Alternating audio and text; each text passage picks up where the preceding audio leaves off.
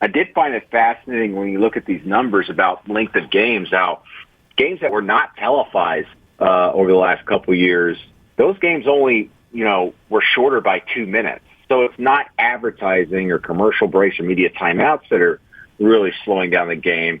There's something else going on here. I do think that most of these proposals, when we talk about not stopping the clock after first downs, that's going to end up being passed.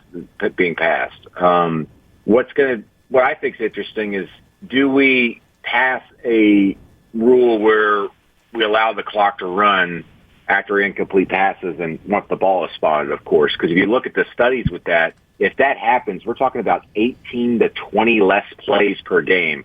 And that's substantial, especially considering how much passing is we now see in the college football game. And then you look across the sport, scoring is down. It's been up in the SEC, of course, but scoring is down across the country. It's at its lowest in the last 11 years.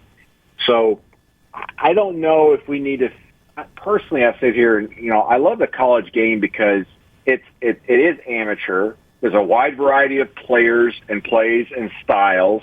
And this idea that we need to kind of almost NFLize it by, having all these stoppages and play with, as far as just a replay. We're trying to perfect a game that is not supposed to be perfect. It's being played by human beings. That's why I don't know about you guys. I'm one of the few people out there just doesn't believe we should have a replay system, because players make mistakes on plays. Coaches make mistakes on game days.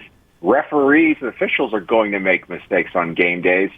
So I understand the need to want to get calls perfect, but if we want to get things perfect, then go figure out how to put microchips in the footballs and go get, robots as referees instead of just stopping and slowing down the game to do all these replays. Because part of the game of college football is that people make mistakes. They make amazing plays. It's a human game. Why are we trying to perfect it every year with all these changes? And I don't know. I'm one of the few people out there that just doesn't want replay review in the game at all.